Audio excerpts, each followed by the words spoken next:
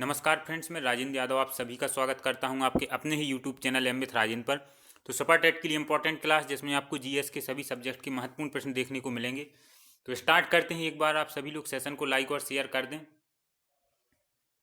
तो पहला प्रश्न देखते हैं, भारत में सर्वाधिक कच्ची सड़कों वाला राज्य कौन सा है? भारत में सर्वाधिक कच्ची सड़कों वाला राज्य कौन सा है फ्रेंड्स? उड़ीसा है। और अगर प्रश्न आता है भारत में सर्वाधिक सड़कों वाला राज्य कौन सा है, तो महाराष्ट्र सही आंसर होगा, लेकिन कच्ची सड़कों वाला राज्य उड़ीसा है। नेक्स्ट प्रश्न पर आते हैं, जावा और सुमात्रा द्वीप किस देश में है?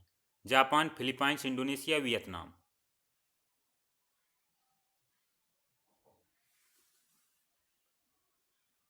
तो सही आंसर हो जाएगा फ्रेंड्स, जावा और सुमात्रा द्वीप कहां पर है? इंडोनेशिया में।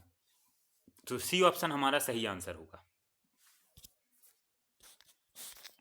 नेक्स्ट प्रश्न, भारतीय संविधान के निम्नलिखित में से किस भाग में मौलिक कर्तव्यों का उल्लेख है?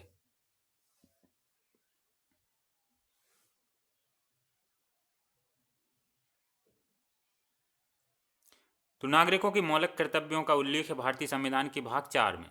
ठीक है, भाग 4 के अंतर्गत अनुच्छेद 51A में है।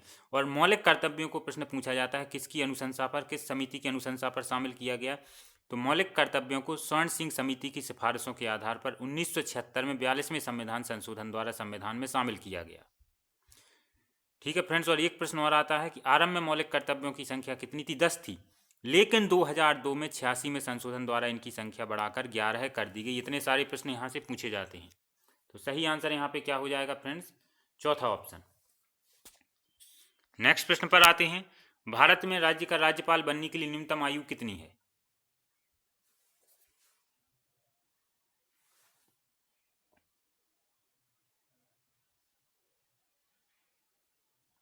तो सही आंसर हो जाएगा 35 वर्ष।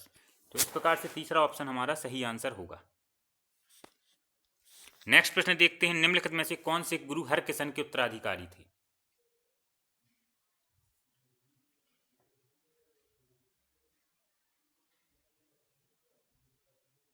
तो 8वें गुरु हरकिशन के छोटी चेचक से संक्रमित होने के बाद गुरु तेग बहादुर को 1664 में सिखों के 9वें गुरु के रूप में नियुक्त किया गया। तो कौन होगा उत्तराधिकारी? गुरु तेग बहादुर। इस प्रकार से दूसरा ऑप्शन हमारा सही आंसर होगा। नेक्स्ट प्रश्न, लॉर्ड कॉर्नवालिस को किसके लिए जाना जाता है? कौन सी व्यवस्था के लिए?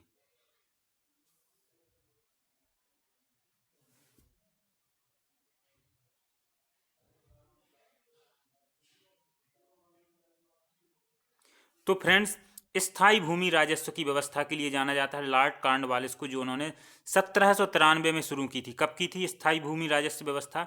1793 में। कहाँ पर? बंगाल, बिहार, उड़ीसा और उत्तरी कर्नाटक के भागों में।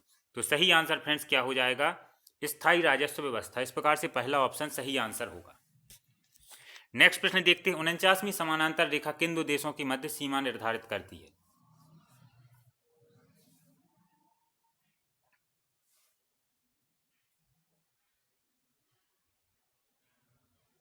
तो 49वीं समांतर रेखा संयुक्त राज्य अमेरिका और कनाडा के बीच सीमा निर्धारित करती है। तो पहला ऑप्शन हमारा सही आंसर होगा। नेक्स्ट प्रश्न देखते हैं, ला नीना प्रशांत महासागर पर किस प्रकार से प्रभाव डालती है?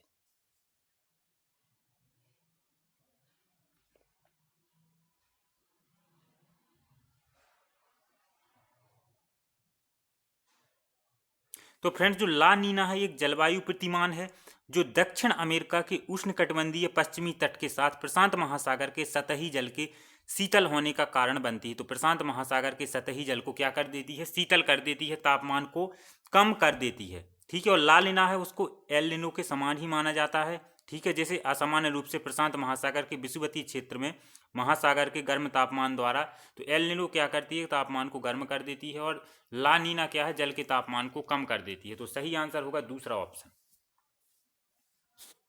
नेक्स्ट प्रश्न देखते हैं, पौधे के किस भाग से दालचीनी प्राप्त किया जाता है?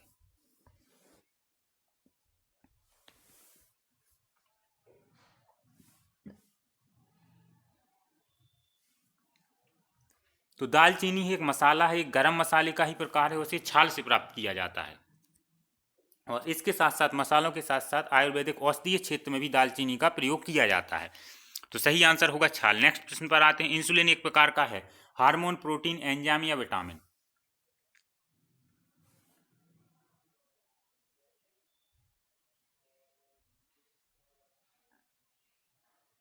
तो सही आंसर होगा इंसुलिन अग्नाशय द्वारा निर्मित एक हार्मोन है।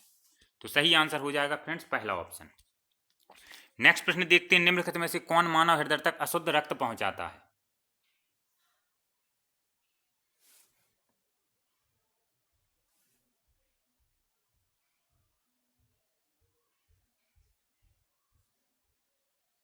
तो सही आंसर हो जाएगा फेफड़े की धमनियां। तीसरा ऑप्शन हमारा सही आंसर होगा, मानव हृदय तक अशुद्ध रक्त कौन पहुंचाता है? फेफड़े की धमनियां। नेक्स्ट प्रश्न पर आते हैं, ऊपर से देखने पर पानी की टैंक उथला क्यों दिखाई देता है?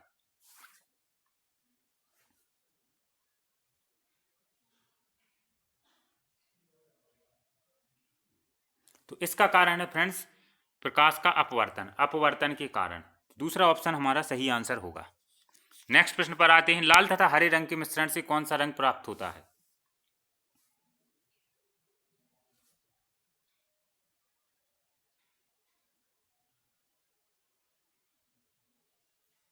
तो जब लाल तथा हरे रंग के मिश्रण को मिलाया जाता है, मिश्रित किया जाता है, तो पीले रंग का निर्माण होता है। तो दूसरा ऑप्शन हमारा सही आंसर हो जाएगा। नेक्स्ट प्रश्न देखते हैं, जेपीईजी का असंक्षिप्त रूप क्या है, यानी फुल फॉर्म क्या है?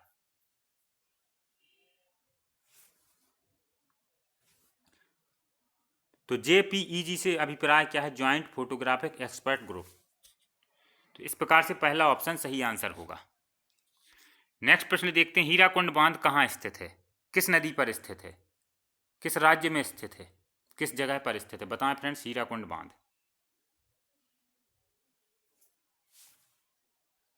तो सही आंसर हो जाएगा हीराकुंड बांध है वो महानदी पर स्थित है, उड़ीसा में, संभलपुर में।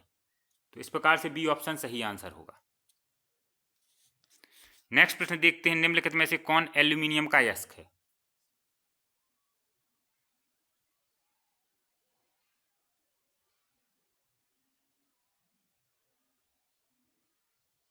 तो अगर बात की जाए फ्रेंड्स क्रायोलाइट की, तो क्रायोलाइट है सोडियम और एल्यूमिनियम का दुगना फ्लोराइड के रूप में एक अयस्क है।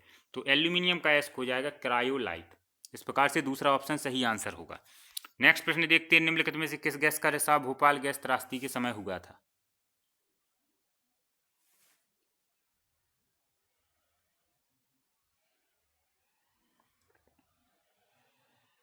तो भोपाल गैस त्रासदी 1984 को मध्य प्रदेश के भोपाल में स्थित यूनियन कार्बाइड इंडिया लिमिटेड के कीटनाशी संयंत्र में जहरीली मिथाइल आइसोसाइनाइड के रिसाव के कारण हुआ था।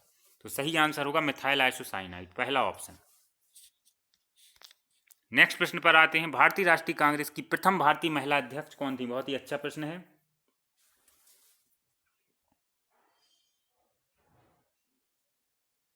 भारतीय राष्ट्रीय कांग्रेस की प्रथम भारतीय महिला अध्यक्ष कौन थी फ्रेंड्स?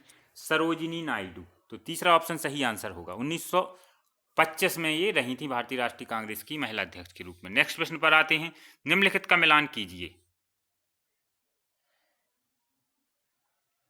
कुछ वैज्ञानिक और उनसे संबंधित जो उन्होंने खोजा है वो दिया गया है, तो आपको बताना है। अगर 2 से 3 आप पकड़ लेंगे तो आपसे बन जाएगा।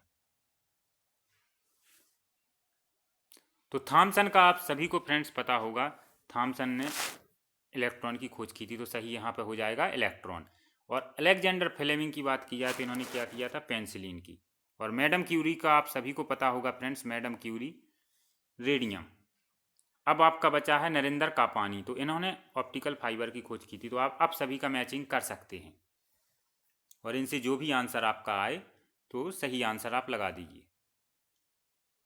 तो इससे आप मैचिंग करेंगे तो सही उत्तर हो जाएगा पहला ऑप्शन, और चारों आप याद भी कर लें। नेक्स्ट प्रश्न देखते हैं, शब्द गैम्बिट निम्नलिखित में से किस खेल से संबंधित है?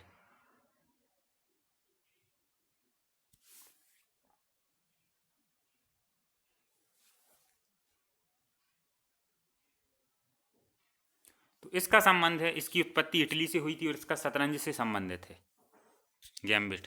नेक्स्ट प्रश्न पर आते हैं, माधुरी दीक्षित किस भारतीय नृत्य कला से संबंधित हैं?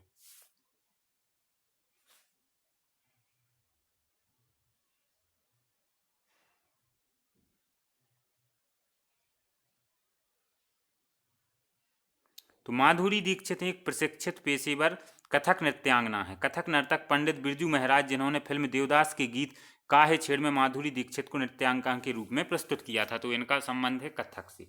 तीसरा ऑप्शन सही आंसर होगा। नेक्स्ट प्रश्न देखते हैं, माई स्टोरी किस प्रसिद्ध क्रिकेट खिलाड़ी की जीवनी है?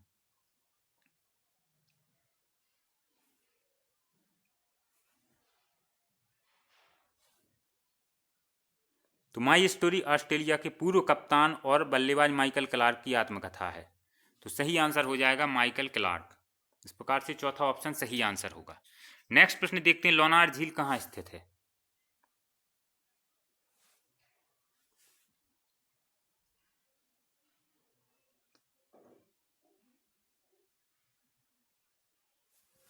तो सही आंसर हो जाएगा लोनार झील महाराष्ट्र के बुल्धाना में स्थित है। बी ऑप्शन सही आंसर होगा। नेक्स्ट प्रश्न देखते हैं, निम्नलिखित में से कौन सा देश सार्क का सदस्य नहीं है?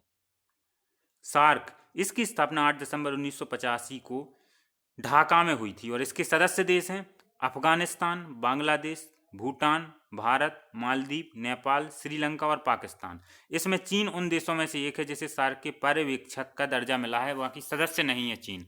तो सही आंसर होगा चीन। नेक्स्ट प्रश्न देखते हैं, पेरू के नए प्रधानमंत्री कौन बने?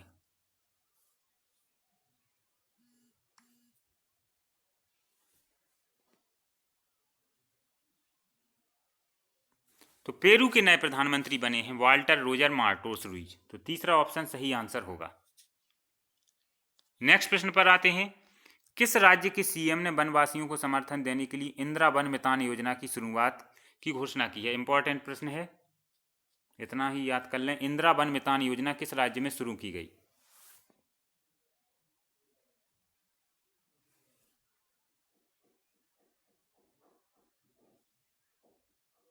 तो छत्तीसगढ़ के जो सीएम है भूपेश बघेल ने आत्मनिर्भरता प्राप्त करने के लिए छत्तीसगढ़ के वनवासियों का समर्थन करने के लिए यह योजना शुरू की है, इंदिरा वन मितान योजना। तो सही आंसर हो जाएगा छत्तीसगढ़। अगले प्रश्न पर आते हैं, पीयूष गोयल और प्रहलाद जोशी ने हुबली में रेलवे संग्रहालय को किसको समर्पित किया? तो हुबली में रेलवे संग्रहालय खोला गया है, याद कर लें, मेन प्रश्न यही है। हाल ही में रेलवे संग्रहालय हुबली में समर्पित किया गया है, वो भी किसके द्वारा? पीयूष गोयल और प्रहलाद जोशी के द्वारा। तो यह राष्ट्र को समर्पित किया गया है। तीसरा ऑप्शन सही आंसर होगा। नेक्स्ट प्रश्न पर आते हैं, 10 अगस्त 2020 को प्रधानमंत्री नरेंद्र मोदी ने वीडियो कॉन्फ्रेंसिंग के माध्यम से अंडमान एवं निकोबार द्वीप समूह के लिए सबमरीन ऑप्टिकल फाइबर केबल का उद्घाटन किया और राष्ट्र को समर्पित किया। निम्न में से कौन सा तथ्य सही नहीं है? जो सबमरीन ऑप्टिकल फाइबर का उद्घाटन किया गया है अंडमान निकोबार द्वीप समूह में, उससे संबंधित कथन दिए गए हैं। आपको बताना है कि कौन सा कथन सही नहीं है। 3 कथन सही हैं।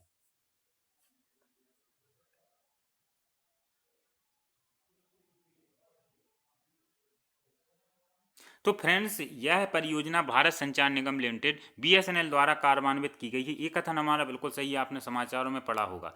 यह submarine optical fibre cable Chennai एवं पोर्ट ब्लेयर को जोड़ेगी। ठीक है फ्रेंड्स, तो ये कथन भी सही है। यह पोर्ट ब्लेयर को 5 द्वीपों से जोड़ेगी, यही कथन हमारा गलत है। तो इस प्रश्न का सही आंसर यही हो जाएगा, यह कथन गलत है। बाकी सी ऑप्शन है, सबमरीन OFC लिंक चेन्नई एवं पोर्ट ब्लेयर के बीच 2x200 गीगाबाइट प्रति सेकंड की बैंडवाइट प्रदान करेगा, ये कथन भी सही है। तो बी ऑप्शन सही आंसर होगा। नेक्स्ट प्रश्न देखते हैं, ये भी करंट का इंपॉर्टेंट प्रश्न है, किस IIT ने यानी भारतीय प्रौद्योगिकी संस्थान ने किसानों के लिए स्वदेशी बीज बॉल BEEG विकसित किया है? किस IIT ने?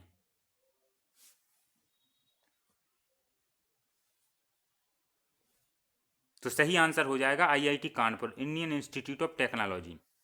तो IIT कानपुर इस प्रश्न का सही आंसर हो जाएगा। इस प्रकार से 30 महत्वपूर्ण प्रश्न थे। आप जरूर बताएं 30 में से आपसे कितने प्रश्न बने। रोज ये 3 बजे क्लास होती है। तो इसी के साथ धन्यवाद फ्रेंड्स।